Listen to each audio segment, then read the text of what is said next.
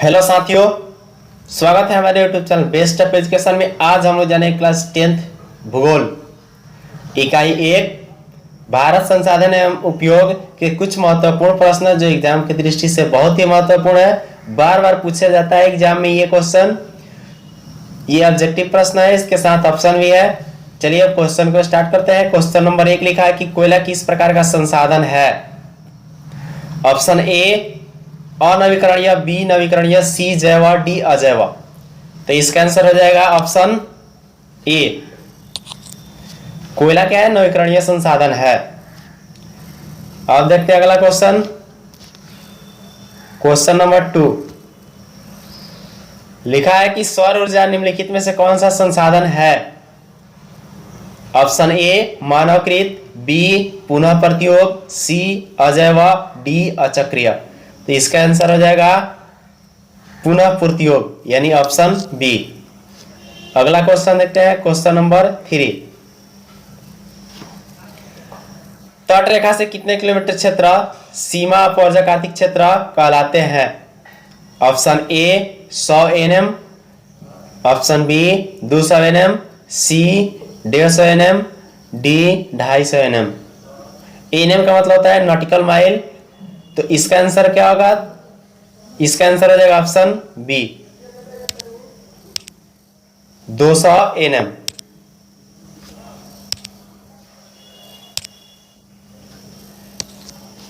अगला क्वेश्चन देखते हैं। क्वेश्चन नंबर 4 डाकुओं की अर्थव्यवस्था का संबंध है। ऑप्शन ए संसाधन संग्रहण से, बी संसाधनों की नियोजित विदोहन से, सी संसाधनों के नियोजित दोहन से, डी इनमें से कोई नहीं।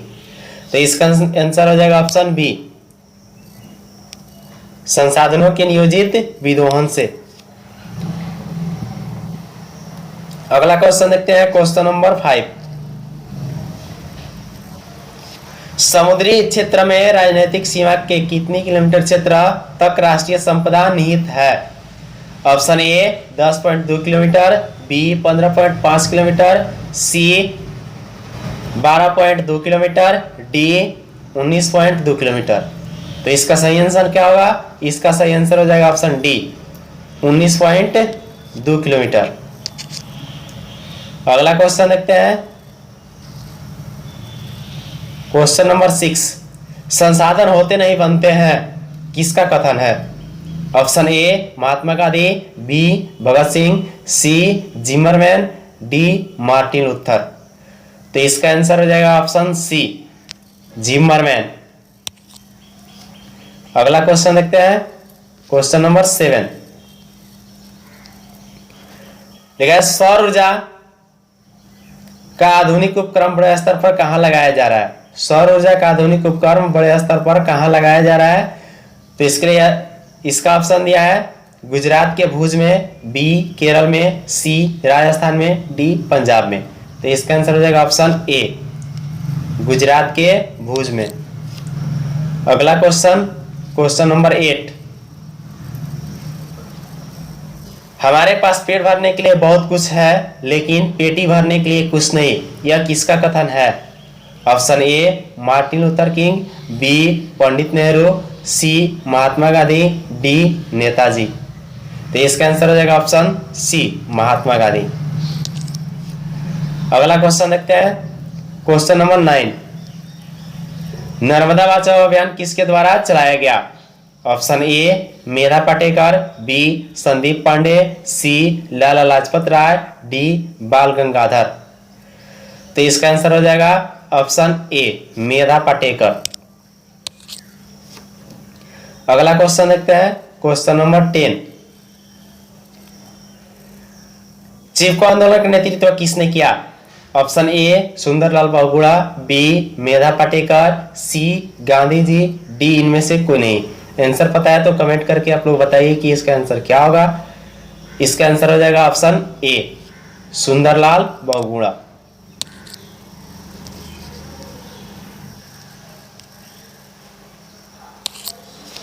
अगला क्वेश्चन देखते हैं।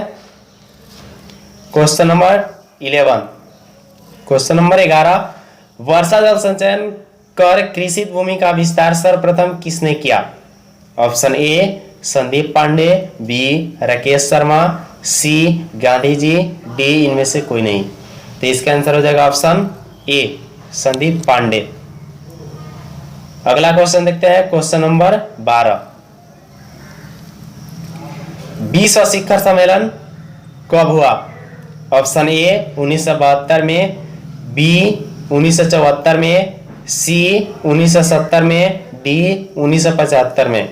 तो इसका आंसर हो जाएगा ऑप्शन ए 1972 में। अगला क्वेश्चन, क्वेश्चन नंबर 13। विश्व शिखर सम्मेलन कहाँ हुआ?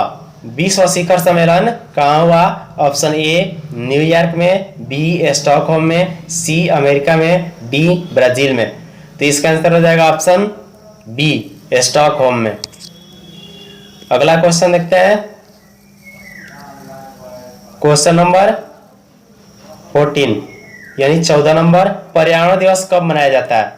Option A 22 March, option B 5 June, option C 8 March, D 14 फरवरी। तो इसका सही आंसर हो जाएगा ऑप्शन बी 5 जून को। अगला क्वेश्चन देखते हैं, question number 15। Small is beautiful पुस्तक किसने लिखी? स्मॉल इज ब्यूटीफुल पुस्तक किसने लिखी? Option A Shamsher, B Mahatma Gandhi, C Netaji, D Karl Marx. तो इसका सही आंसर हो जाएगा ऑप्शन ए शुमशेर हो जाएगा इसका आंसर। और ये पुस्तक कब प्रकाशित हुआ? तो प्रकाशित ये हुआ था 1974 में। 1974 में ये प्रकाशित हुआ पुस्तक। ये पुस्तक 1974 में प्रकाशित हुआ। अगला क्वेश्चन देखते हैं, क्वेश्चन नंबर 16। प्रथम पृथ्वी सम्मेलन कब हुआ? Option A 1992, B 1994, C 1972, D 1970। तो इसका आंसर हो जाएगा ऑप्शन ए 1992 में हुआ। और ये जो पृथ्वी सम्मेलन हुआ था ये किस तारीख को हुआ था? तो 3 से 14 जून के बीच हुआ था, यानी 3 से लेकर 14 जून तक हुआ था। और इसमें कितने देश के प्रतिनिधियों ने भाग लिया था? तो 178 देश के प्रतिनिधियों ने इसमें भाग लिया था। और समझौता इसमें किन किन बातों पे हुआ? तो समझौता ग्लोबल वार्मिंग, वन संरक्षण, जैव विविधता, कार्यक्रम 21 एवं रियो डी घोषणा पत्र। अगला क्वेश्चन देखते हैं, क्वेश्चन नंबर 17। द्वितीय पृथ्वी सम्मेलन कब हुआ? Option A 1975, B 1997, C 1995, D 2002।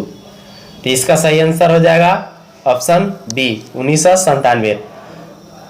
और इस सम्मेलन को +5 सम्मेलन के नाम से भी जाना जाता है, क्योंकि यह सम्मेलन क्या हुआ था?